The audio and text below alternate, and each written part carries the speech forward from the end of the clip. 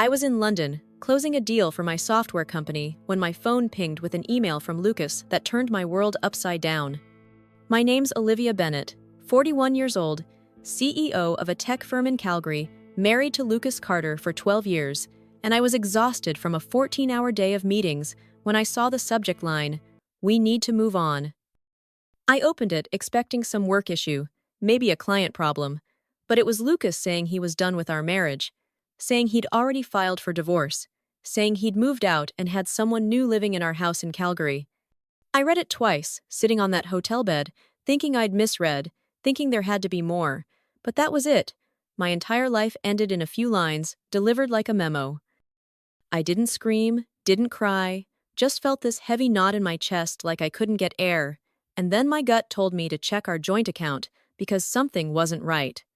I opened the banking app, saw the balance at $18.43, saw that $92,000 every cent we'd saved for our future was gone.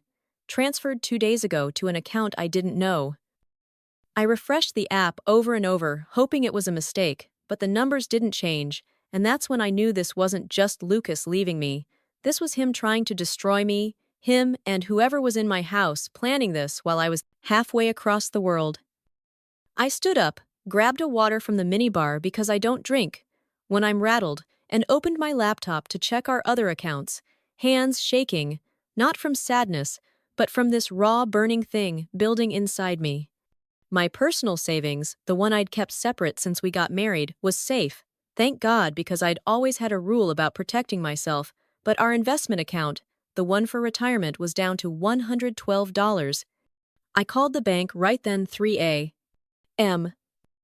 London time, and the rep said, Lucas had been moving money for weeks. Small amounts at first, $500, $1,000, then a big hit, $80,000 the day I flew out. I asked where it went, and she said she couldn't tell me without a police report. So I hung up, paced the room, feeling like I was going to explode. Not because I was hurt, but because I was furious, because they thought they could take everything, and I just let it happen. I sat down, typed one word back to Lucas's email, noted, hit send, and started thinking about who this other person was because I had a name in my head, Mason Lee. Someone, Lucas had been spending too much time with someone he called a friend, but never let me get close to. Lucas had mentioned Mason a few times. A consultant he'd met through work, always around lately, always helping with projects. I'd met Mason once, at a company party, charming. Too charming, the kind of guy who smiles like he's got an agenda. Lucas swore they were just buddies, but I'd seen how Mason looked at him, how Lucas laughed too hard at his jokes, and when I asked about it 6 months ago, Lucas called me paranoid, said I was too busy running my company to understand his life. Now, sitting in that hotel room, thinking about that email, about the money, about someone in my house, I knew it was Mason. I logged into our home security system, the one I'd installed because I travel so much, and pulled up the footage from our Calgary living room. There he was, Mason Lee, walking around like he owned the place, drinking from my coffee mug, wearing Lucas's jacket, and Lucas laughing with him in the kitchen I'd paid for with my first big bonus. I watched for 10 minutes, hands clenched, not because I was heartbroken, but because I was so damn mad, because they thought they could play me, thought I wouldn't fight back. I didn't sleep that night, just pulled out my phone and made a list, because that's what I do when everything's falling apart. Call Hannah Patel, my best friend from university, now a lawyer in Calgary, who doesn't mess around. Check the mortgage documents on our house, because I'd put it in my name when we bought it 5 years ago. Review my company accounts, because Lucas and Mason might have tried something there too. Secure my personal assets like my grandfather's ring, and my company shares because I wasn't letting them touch those. I didn't feel like crying anymore, felt focused like I was back in a boardroom, facing a competitor trying to steal my clients. This wasn't about love or marriage. Now this was about survival, about making sure they didn't walk away with what I'd built from nothing. By 5 a.m., I was on the phone with Hannah, told her about the email, the empty accounts, Mason in my house, everything. She didn't waste time with pity, just said, "Send me the email and bank statements, and don't talk to Lucas yet." I trusted her because Hannah's the kind who gets things done, like when she saved my company from a bad contract 2 years ago.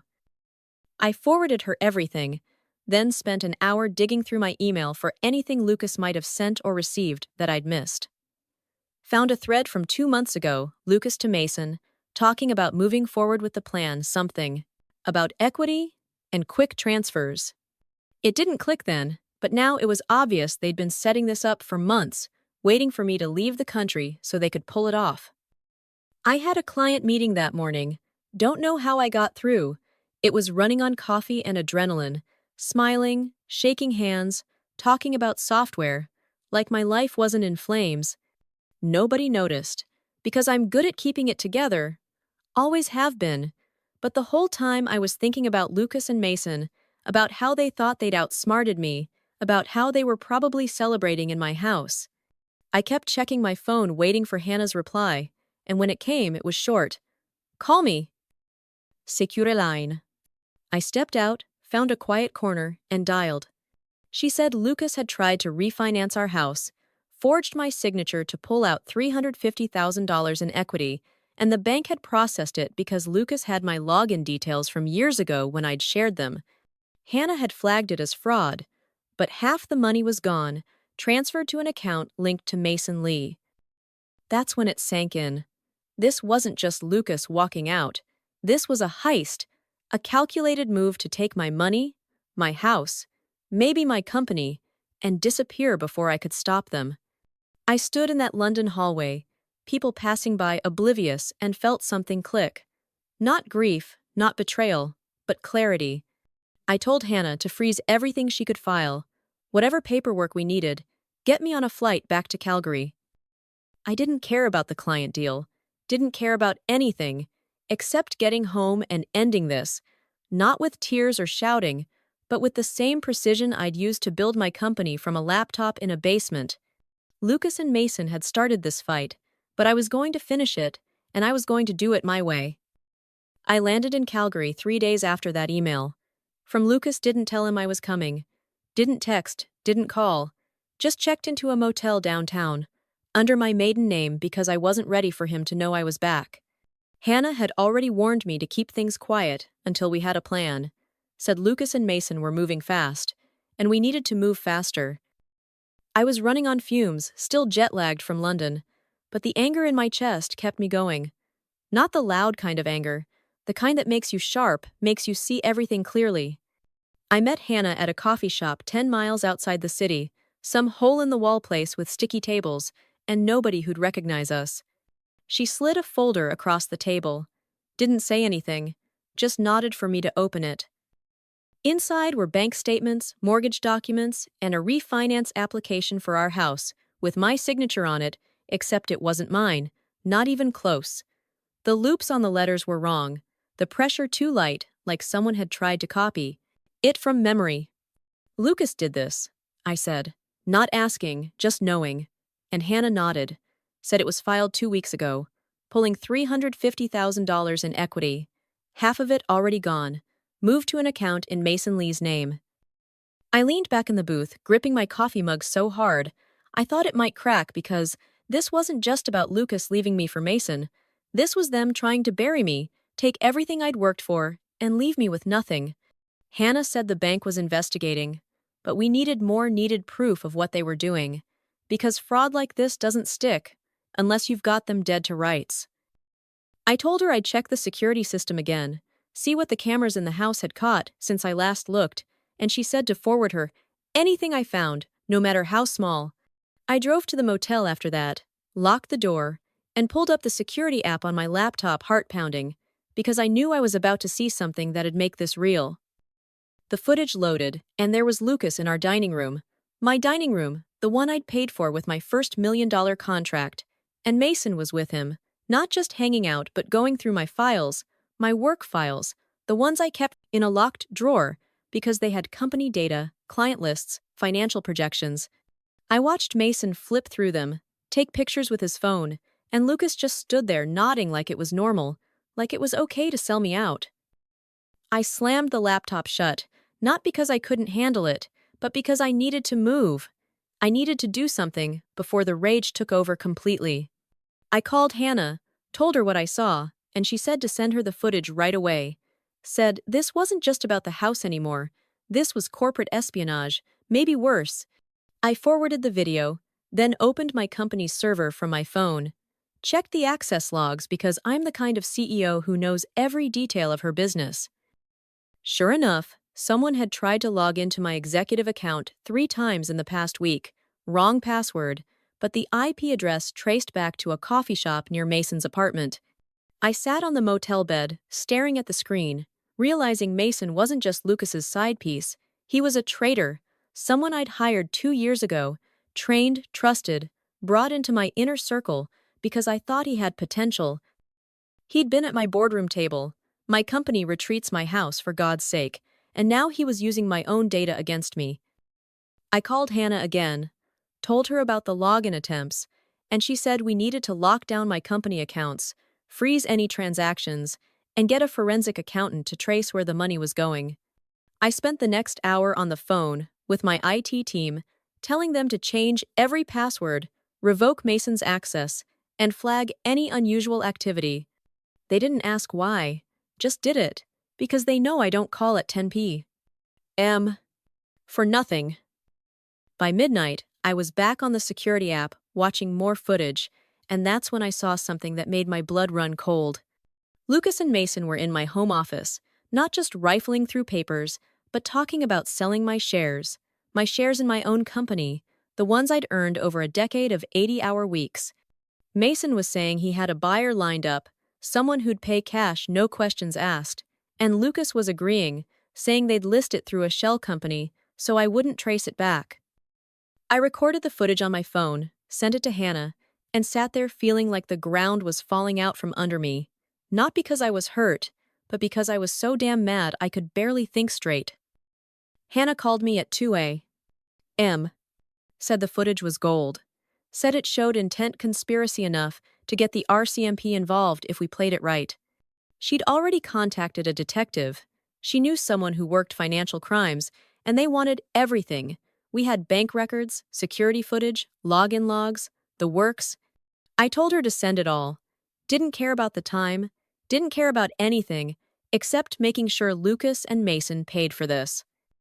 I wasn't thinking about our marriage anymore, about the good years when Lucas and I used to plan our future, about how he'd promised to stand by me when I started my company. That was gone. This was about protecting what was mine, what I'd built from nothing, what they thought they could steal because they figured I was too busy to notice. The next morning, I drove to my office, told my assistant I was working remotely for a few days, and set up in a conference room with Hannah. She brought printouts of the bank transfers, showed me how Lucas had moved another $45,000 from our joint account while I was in London. Smaller amounts to avoid detection, but all going to Mason's account. I stared at the numbers, feeling that same burning clarity I'd felt in London, the kind that cuts through the noise and tells you exactly what to do. I told Hannah to file a police report for the forged refinance, said I'd sign whatever she needed, and asked her to check if Lucas had tried to access my company's investment portfolio, because if he was bold enough to touch my shares, might have gone further. She nodded, said she'd get on it, and I went back to the motel, pulled up my laptop, and started digging through every email, every document, every transaction I could find, because I wasn't going to let them get away with this. Not 1 cent, not one. Share not one piece of what I'd earned. I found an email from Mason to Lucas sent a month ago, talking about clearing out the last hurdles and making sure she doesn't suspect. It was buried in a junk folder, probably because Lucas thought I'd never look there. I forwarded it to Hannah, then sat back and thought about how they'd underestimated me, how they thought I'd crumble or beg or walk away. They didn't know me at all. I wasn't just some CEO in a corner office. I was the woman who'd built a company from a laptop in a basement, who'd outlasted every competitor, who'd learned to trust her gut when it said something was wrong. Lucas and Mason had started this, but I was going to finish it, and I was going to do it my way, step by step, until they had nothing left to take. 2 days after I found that email from Mason to Lucas about clearing hurdles, I was sitting in a rented office space across town from my company because I couldn't risk being seen at headquarters while we built our case. Hannah had set up a meeting with a detective from the RCMP's Financial Crimes Unit, a guy named Carter, who looked like he hadn't smiled since high school, but knew his stuff. I handed him everything. We had the security footage of Lucas and Mason going through my company files, the bank statements showing the $45,000 transfer to Mason's account, the forged refinance documents for my house, the email about selling my shares, all of it. Carter watched the footage on my laptop, didn't say much, just nodded and took notes, then said this wasn't the first time he'd seen something like this, said they'd been tracking a pattern of fraud targeting business owners who travel a lot, especially women, which made my stomach turn, because it meant Lucas and Mason weren't just after me. They were running a playbook, hitting other people the same way. I sat there gripping my water bottle, feeling that same anger from London bubbling up not just for me, but for whoever else they'd screwed over, because I knew what it felt like to think you're safe, only to have your life ripped out from under you. Carter said the footage was strong, but we needed to catch them in the act, or at least get proof of intent beyond what we had, because fraud cases like this fall apart without airtight evidence. Hannah said she'd already subpoenaed Mason's bank records and was working on Lucas's too, but it'd take a few days, so I needed to keep digging, keep watching, keep quiet. I went back to the motel that night, pulled up my company server again, and started checking every access log, every file, every email I could think of, because if Mason was bold enough to try selling my shares, he might have left a trail somewhere. That's when I found something that hit me like a brick to the face. An email from my VP of Sales, Rachel Nguyen, someone I'd hired last year because she was sharp-driven, the kind of person I thought I could trust.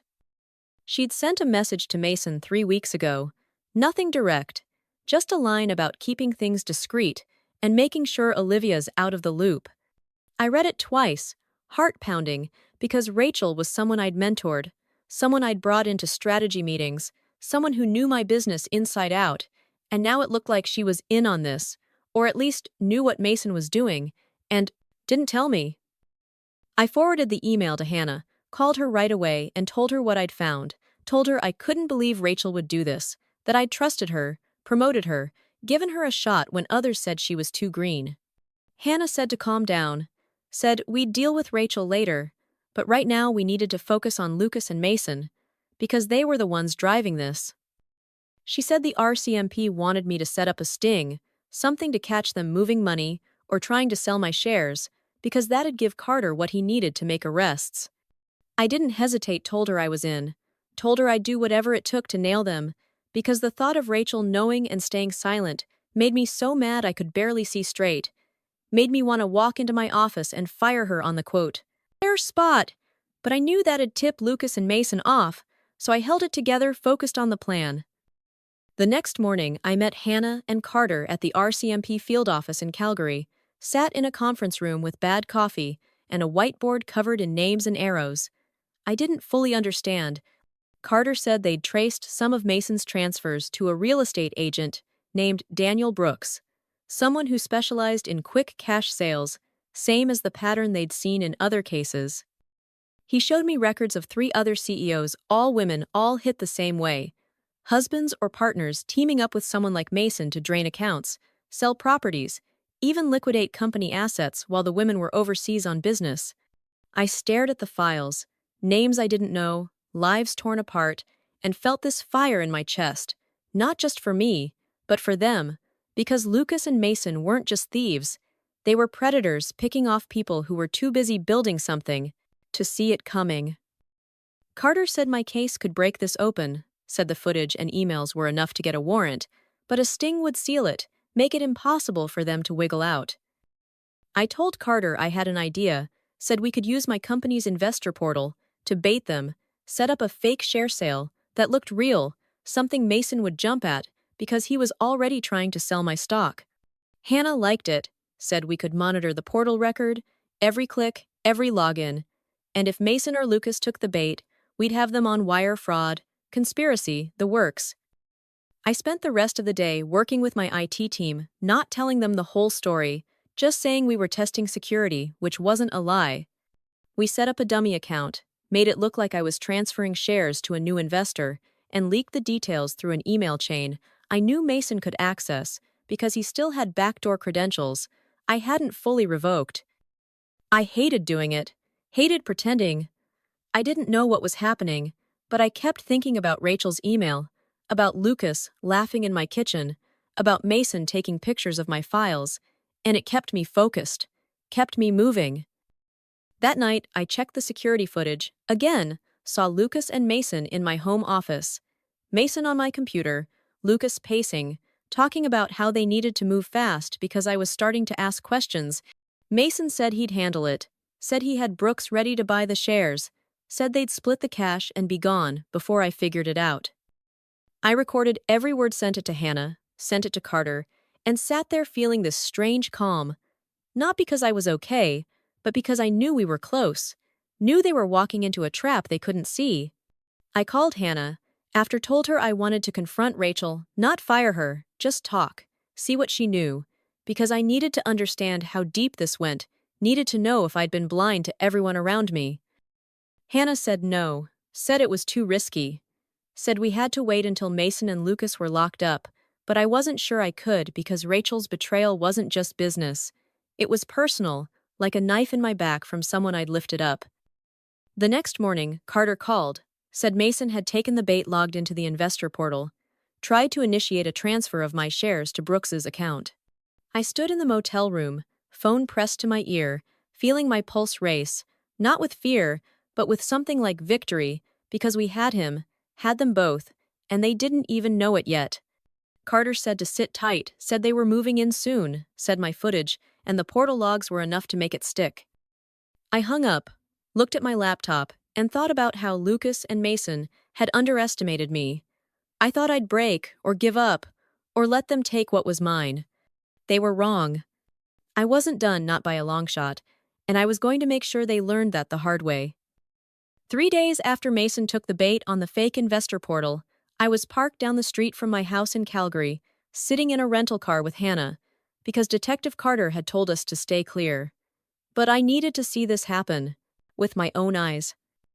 The RCMP had everything they needed: the security footage of Lucas and Mason plotting to sell my shares, the email from Mason about clearing hurdles, the bank records showing the $45,000 transfer, the forged refinance, documents for my house, and now the logs from the portal showing Mason trying to move my company stock to Daniel Brooks's account.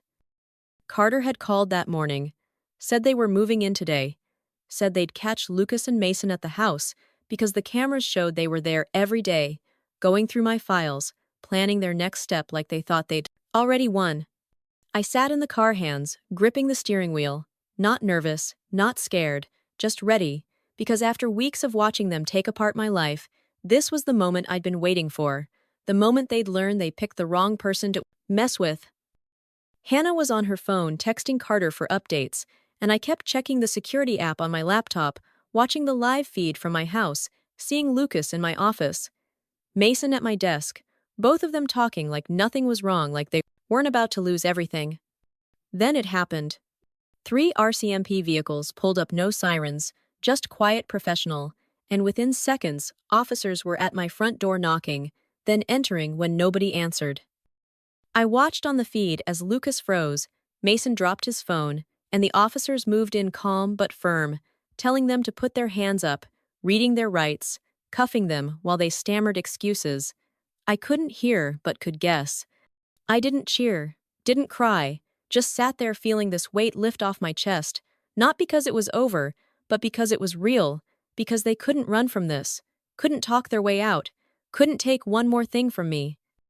Carter called Hannah 10 minutes later, said they had Lucas and Mason in custody, said they'd found more documents in my office contracts with Brooks's name, plans to sell not just my house, but 2 other properties linked to other victims, all any commoners, part of the same scheme, targeting women. CEOs like me. He said the footage I'd sent, the portal logs, the emails, it was enough to charge them with wire fraud, conspiracy, identity theft, and they were looking at years behind bars, because this wasn't their first rodeo. wasn't just me they'd hurt. I listened, nodded, even though he couldn't see me, and felt this strange mix of satisfaction and anger satisfaction because they were done. Anger because it took all this to stop them, because I'd had to fight so hard to protect what was mine, when they should have just left me alone. I drove back to the motel. After that, didn't go to the house, didn't want to see it yet, didn't want to walk into the space they'd violated until I knew it was mine again. My phone buzzed as I walked into my room, a text from Rachel Nguyen, the VP I'd trusted, the one who'd emailed Mason about keeping me in the dark. It said she was sorry, said she didn't know the whole plan. Said Mason had convinced her I was hiding money planning to fire her, that she'd only gone along because she was scared of losing her job. I read it 3 times, standing there by the motel bed, feeling that same fire from when I'd first found her email, because she was sorry now that Lucas and Mason were caught, now that she couldn't hide anymore. I wanted to call her, scream at her for betraying me, for sitting in my meetings, smiling while she helped them try to ruin me, but I didn't, just typed back, "We'll talk later," and turned off my phone because I wasn't ready to deal with her, wasn't ready to hear her excuses, when my life was still in pieces. Hannah came by an hour later, brought takeout because she knew I hadn't eaten, and we sat at the motel's wobbly table, going over what came next. She said the RCMP had frozen all the accounts linked to Mason, and Brooks said they'd recovered about $180,000 of the $350,000 from the refinance, said the rest was gone, spent, or hidden. Somewhere they were still tracing. She said, "My company shares were safe thanks to the portal trap, and the house was still in my name, because the forged refinance hadn't fully processed before we caught it." I listened, picking at my food, feeling like I'd won something, but it didn't feel like winning. Not when I'd lost so much to get here. Not when people I'd trusted had turned on me like it was nothing. Hannah said, "We needed to file formal charges," said, "I'd have to give a statement to the RCMP," said Lucas, "and Mason would likely take plea deals to save themselves, but we could push for restitution, make them pay back what they stole." I told her to do whatever it took, told her I wanted every cent. They'd taken every piece of my life, they'd tried to sell off, because this wasn't just about money, it was about showing them they couldn't break me, couldn't walk away, thinking they'd gotten close. Hannah nodded, said she'd handle it, said the RCMP was already talking to other victims, women like me, who'd been targeted, whose husbands or partners had teamed up with guys like Mason to drain their accounts, sell their assets, leave them with nothing. She said, "My case was the key," said the footage, and logs made it impossible to deny the pattern, said I'd done more than just save myself, I'd helped others get justice too. I didn't feel like a hero, didn't feel like anything except tired, but hearing that made me sit up a little straighter, made me think about those other women, about how they'd felt that same gut punch I did when they saw their lives unravel. My phone buzzed again, another text from Rachel, this time longer, saying she'd been manipulated, saying Mason had promised her a cut if she kept quiet, saying she didn't know it'd go this far. I didn't respond, just handed the phone to Hannah, let her read it, because I couldn't trust myself to stay calm. Hannah said, "Rachel might be telling the truth," said, "We could use her to strengthen the case if she testified, but I didn't care about that. Not yet. Just wanted her out of my company, out of my life, because trust isn't something you rebuild. After something like this." I told Hannah to keep pushing the RCMP, told her to make sure Lucas and Mason didn't slip through, because I'd seen them in my house, seen them laugh, seen them act like I was nothing, and I wasn't going to let that go, wasn't going to let them think they'd ever had a chance. I went to bed that night, not happy, not sad, just focused, knowing we were close to ending this, knowing I'd fought back when they thought I'd break, knowing I was stronger than they'd ever understand. A week after the RCMP hauled Lucas and Mason out of my house in handcuffs, I was sitting in Hannah's office, signing the last of the divorce papers, feeling nothing for Lucas anymore. Not love, not hate, just this empty space where 12 years of marriage used to be. Hannah had pushed the paperwork through fast, said we didn't need to drag it out, since Lucas had no ground to stand on, not after the fraud, the forgery, the conspiracy charges piling up against him. I signed my name Olivia Bennett on the dotted line, handed the pen back, and walked out knowing I was free. Not just from Lucas, but from the life we'd built, the one I'd thought was solid until he tore it apart. Hannah had already gotten the RCMP to release my house back to me. Said the refinance fraud was fully reversed. Said I'd gotten back $180,000 of the $350,000 they'd tried to steal, and the rest was tied up in Mason's accounts, probably gone forever, but I didn't care as much about the money anymore. Cared more about making sure they couldn't touch me again, couldn't take one more piece of what I'd earned. The next day, I went to my company's office, walked straight to Rachel Nguyen's desk, and told her she was fired, didn't raise my voice, didn't explain, just handed her the termination letter Hannah had drafted, and watched her face crumple as she tried to apologize again. Tried to say she was scared, manipulated, didn't know the full plan. I didn't listen, didn't care, because she'd sat in my meetings, taken my mentorship, and chosen to keep quiet while Lucas and Mason tried to ruin me, and that wasn't something I could forgive. Not now, maybe not ever. She left without a scene, just packed her things and walked out, and I stood there feeling this sharp mix of anger and relief. Anger because she'd betrayed me, relief because she was gone, because my company was mine again. No more snakes in the grass waiting to strike. I sold the house 2 weeks later, couldn't stand the thought of living there, couldn't walk into the kitchen or office without seeing Lucas laughing with Mason, without remembering how they'd gone through my files, my life, like it was nothing. The sale went quick. Calgary's market was hot, and I got enough to pay off what was left of the mortgage and buy a new place, a small house, just outside the city, 2 bedrooms, a big yard, no neighbors for half a mile, the kind of place where I could breathe, where I didn't have to check security cameras every night. I moved in a month after the divorce was finalized, brought my grandfather's ring, my company awards, a few boxes of clothes, and left the rest behind, because I didn't want anything that reminded me of Lucas. It didn't want his ghost hanging over me anymore. My phone buzzed the day I moved in, a text from Lucas forwarded through Hannah, because he was in jail, awaiting trial, and couldn't contact me directly. He said he never meant to hurt me, said Mason, had pushed him into it, said he was sorry, and wished we could talk. I read it standing in my new kitchen, felt that old fire flare up in my chest, not because I believed him, but because he still thought he could play me, still thought a few words would make me forget the $92,000 he'd stolen the house, he'd tried to sell the company shares, he'd nearly handed to a stranger. I didn't respond, just deleted the message, blocked the number Hannah had sent it from, and went back to unpacking, because Lucas didn't get to have a say in my life anymore. Didn't get to take up space in my head when I was finally starting to feel like myself again. Hannah called a week later, said Lucas, and Mason had taken plea deals. Lucas got 6 years for fraud and conspiracy. Mason got 9 because he'd been the brains, the one with the pattern, the one who'd done this to 3 other women before me. She said Daniel Brooks, the real estate guy, got 4 years for his part.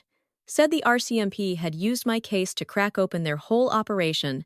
Said I'd helped save other women's homes, other women's businesses, women who'd been blindsided just like me. I listened, felt this quiet pride, not because I'd planned to be some kind of hero, but because something good had come out of all this, because I'd fought back when it would have been easier to walk away, because I'd made sure they couldn't hurt anyone else. A month after that, I got a letter in the mail, no return address, just a handwritten note from a woman in Vancouver, someone I'd never met, someone whose husband had tried to pull the same scam with Mason's help until the RCMP stopped it. She said she'd gotten my name from Detective Carter, said she wanted to thank me, said my evidence had saved her company, her home, her kids' future, said she'd never forget what I'd done. I read it twice, sat on my new porch with a coffee, and felt this calm settle over me. Not happiness exactly, but something close, something like peace, because I'd taken the worst thing that had ever happened to me and turned it into something that mattered, something that helped people I'd never know. I kept running my company, took on new clients, hired a new VP of sales, someone I vetted twice as hard as I used to, because trust doesn't come easy anymore. Not after Rachel, not after Lucas, not after Mason. I got a dog, a rescue mutt. named Jasper started doing yoga in my yard because it keeps me grounded, keeps me from thinking too much about the past. Hannah told me Lucas tried to write again from prison, but I told her to shred it. Didn't want to read. It didn't need to because I'd already said everything I had to say when I signed those divorce papers, when I sold that house, when I walked away from the life he'd tried to destroy. Sometimes, I think about Rachel, wonder if she was telling the truth about being scared, but it doesn't change anything. It doesn't make me want to reach out, because she made her choice, just like Lucas did, just like Mason did, and I made mine. I don't hate them anymore, don't feel much of anything about them, just keep moving forward, building my company, living in my house, walking Jasper, taking it one day at a time. That letter from Vancouver's on my fridge, held up with a magnet, and every now and then, I look at it, especially on days when the quiet feels too heavy, when the memories of what they did creep back in. It reminds me, I didn't just survive this. I came out stronger, came out with something they could never take, something I'd built from the ground up, something that's mine, nobody else's, and that's enough for me now, more than enough.